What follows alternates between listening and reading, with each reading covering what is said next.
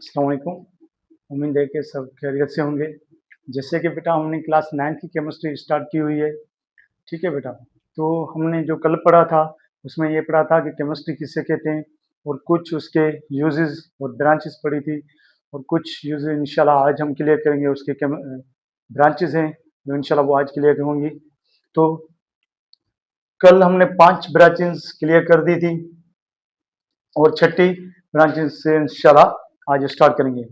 तो छठी ब्रांचेस है nuclear chemistry. Nuclear chemistry किसे कहते हैं? जिसमें हम रेडियो एक्टिव सब्सटेंस या रेडियो एक्टिव कंपाउंड की स्टडी करें, उससे हम न्यूक्लियर केमिस्ट्री कहते हैं।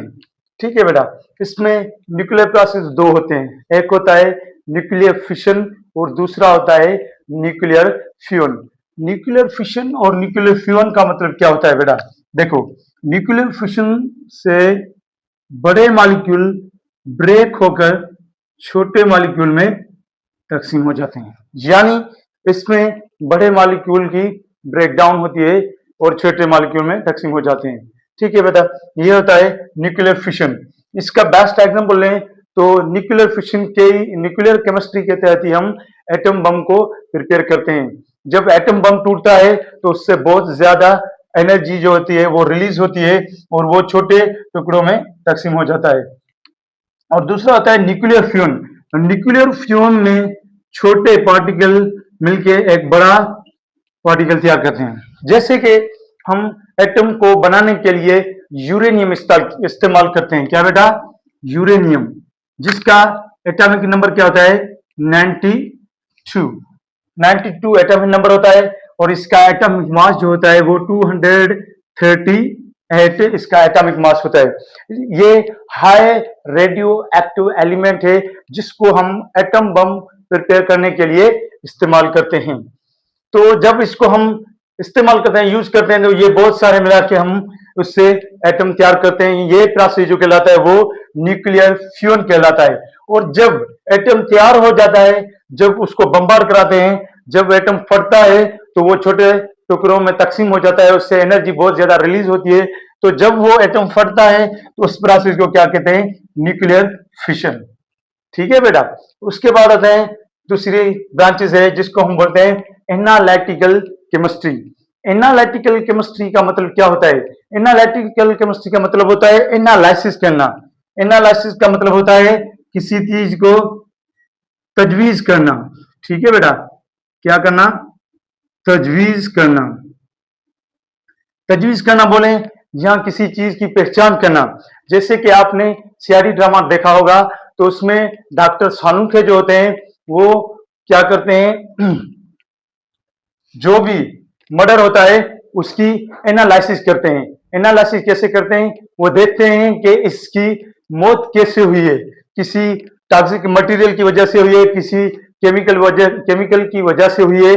तो वो क्या करते हैं? एनालाइज करते हैं। उसके बाद ही सीआईडी वाले आगे बढ़ते हैं। ठीक है बेटा। तो एनालिटिकल का मतलब होता है किसी चीज को एनालाइज करना। इसमें दो चीजें होती हैं, दो क्वांटिटी स्टडी करते हैं। एक होती है क्वांटिटेटिव एनालिसिस, दूसरा होता है क्वालिटेटिव एनालिसिस। क्वालिटेटिव और क्वांटिटेटिव एनालिसिस का मतलब क्या होता है? क्वांटिटेटिव एनालिसिस का मतलब होता है किसी चीज यानी वो कितनी मिकदार में, हाउ मच, यानी उसकी क्वांटिटी क्या है।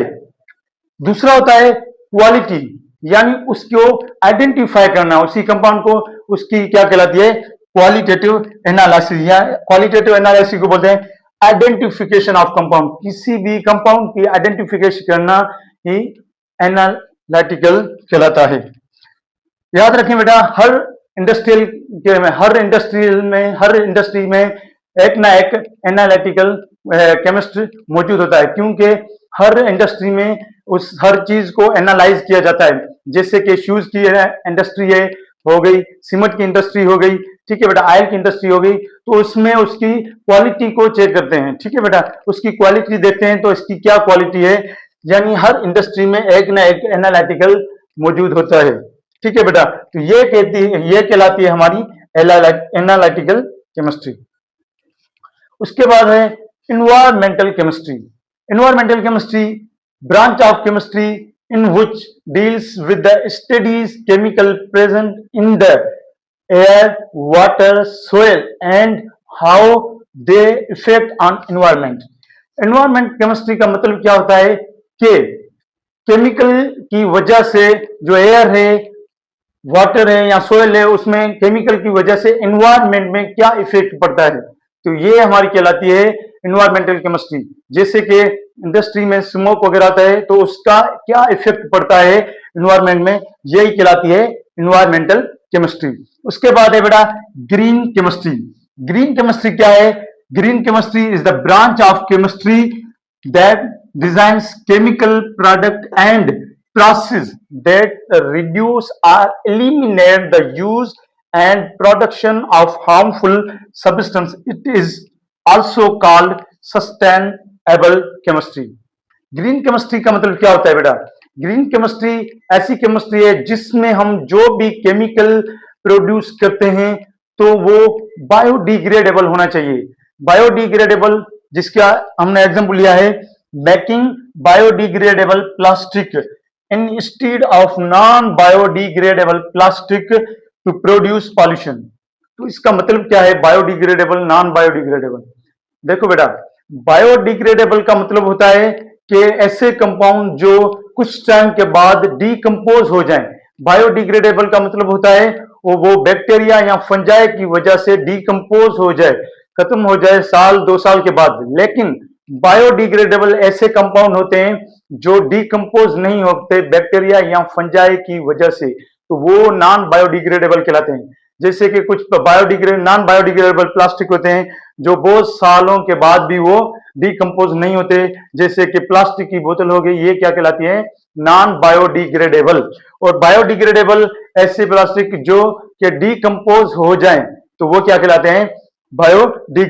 बायोडिग्रेडेबल। तो ग्रीन केमिस्ट्री में हम ऐसे केमिकल यूज करते हैं जो कि एनवायरनमेंट को ज्यादा पॉल्यूटेड ना करें, तो ये कहलाती है हमारी green chemistry. Thank you so much.